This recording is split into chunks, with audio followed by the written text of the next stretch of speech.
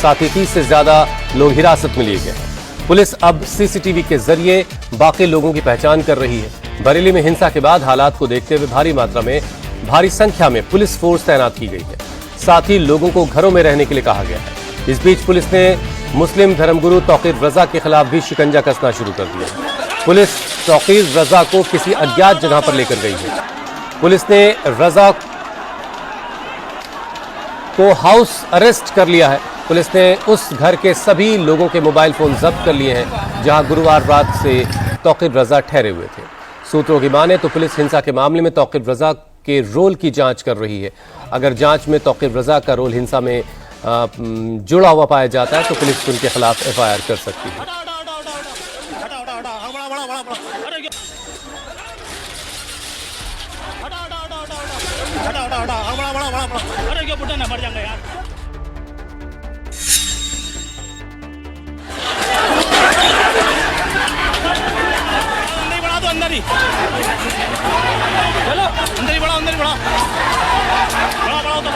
कानपुर से शुरू हुआ आई लव मोहम्मद पोस्टर विवाद अब अलग अलग शहरों में फैल गया है।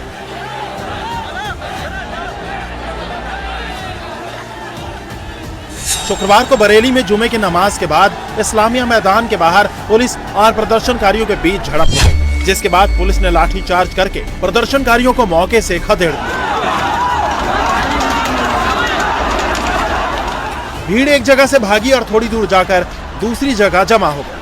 गलियों के अंदर से प्रदर्शनकारियों ने पुलिस पर पत्थर फेंकने शुरू कर दिए।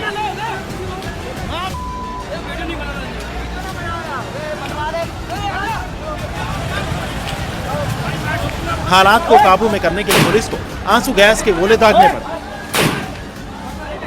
जुमे की नमाज के बाद ये भीड़ मुस्लिम धर्मगुरु और इत्तेहादे मिल्लत काउंसिल के प्रमुख मौलाना तौकीर रजा के आह्वान पर आई। प्रदर्शनकारी आई लव मोहम्मद के समर्थन में मस्जिद के बाहर जमा हुए थे। हालांकि प्रशासन ने पहले ही इलाके में धारा 163 लगा दी थी। बावजूद इसके प्रदर्शनकारी मस्जिद के बाहर जमा हुए, जिसके बाद पुलिस ने लाठीचार्ज करके सभी को खदेड़ दिया।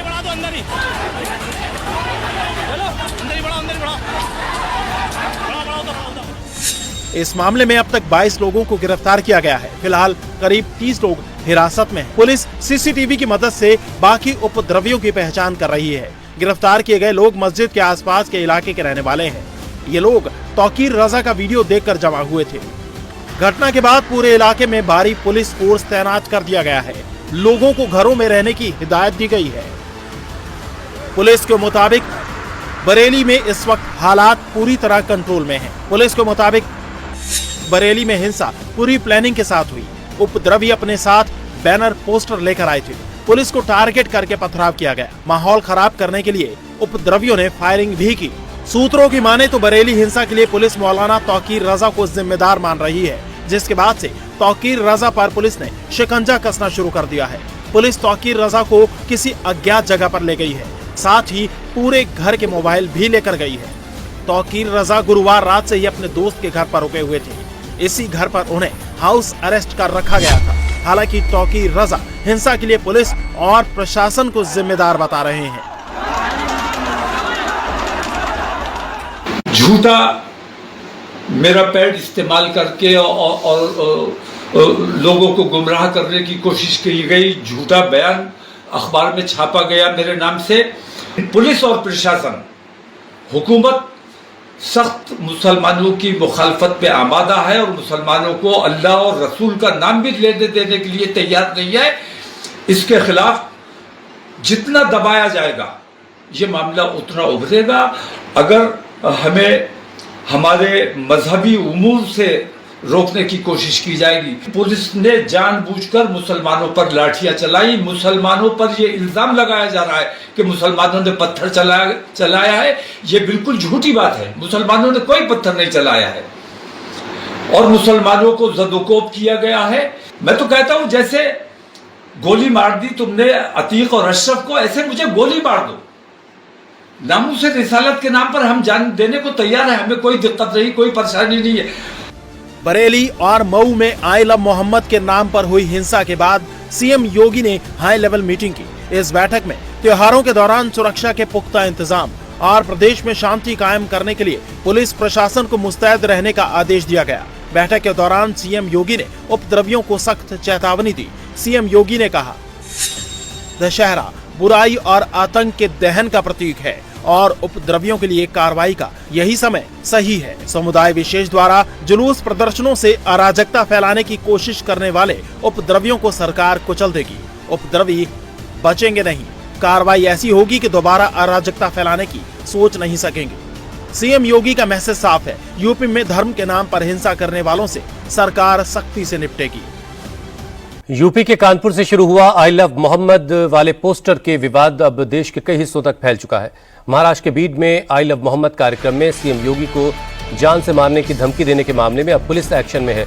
पुलिस ने भड़काऊ बयान के खिलाफ मामला दर्ज किया है। पुलिस ने आरोपी मौलाना हाफिज अशफाक को गिरफ्तार करने के लिए सर्च ऑपरेशन शुरू कर दिया है। बताया जा रहा है कि 23 सितंबर को बीड जिले के माजल गांव में एक कार्यक्रम के दौरान हाफिज अशफाक ने मंच से खुलेआम योगी को दफनाने की धमकी दी और आपत्तिजनक भाषा का इस्तेमाल किया। सीएम योगी के माजल गांव की मुस्तफा मस्जिद आने को चुनौती देते हुए कहा कि अगर वो यहां आए तो उन्हें यहीं दफना दिया जाएगा।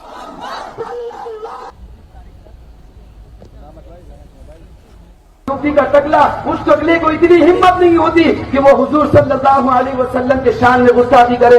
मोहतरम सामने किराम, मैं उस योगी को मदीना गांव शहर से मुस्तफा मस्जिद के सामने से ये चैलेंज करता हूँ कि अगर है टकले तो तेरी अगर इतनी हिम्मत है तो तुम मदीना गांव में आकर खाली सिर्फ और सिर्फ आका सल्लल्लाहु अलैहि वसल्लम के नाम के जो गुस्ताख है, जो गुस्ताखी कर जो आई लव मोहम्मद के नाम पर जो आज बैनर लगा रही है, अगर तू उन्हें अरेस्ट करेगा तो मैं कसम खुदा की मुस्तफा मस्जिद के सामने के उसे टकले को चैलेंज करता हूं कि तुम मस्जिद गांव से हमारे साल भैया के ढाबे तक भी तू नहीं पहुंच पाएगा कि तुझे उठाकर सीधा तुझे दफना दिया जाएगा। सीएम योगी को खुलेआम जान से मारने की धमकी दिए जाने पर मुस्लिम धर्मगुरु ने कड़ी नाराजगी जताई।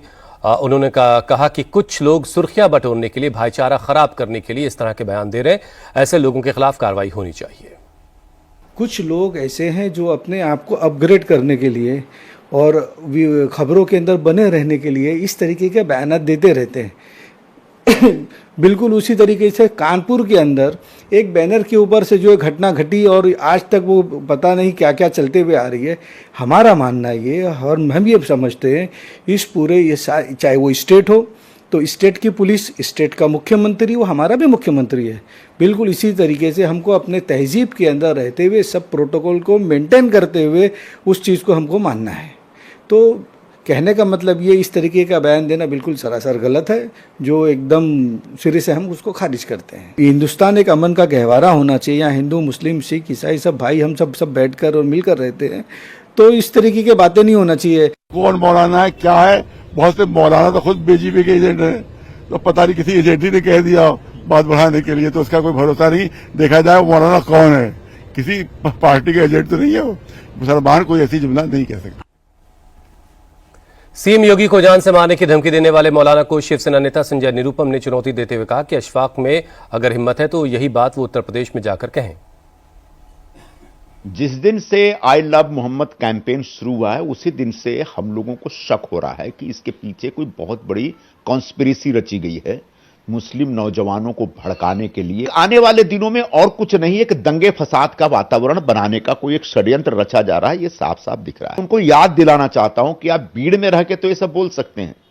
मौलाना साहब, अगर हिम्मत है तो यूपी में जाके बोल के देख लीजिए, उसके बाद वापस नहीं आएंगे यूपी से आप इधर।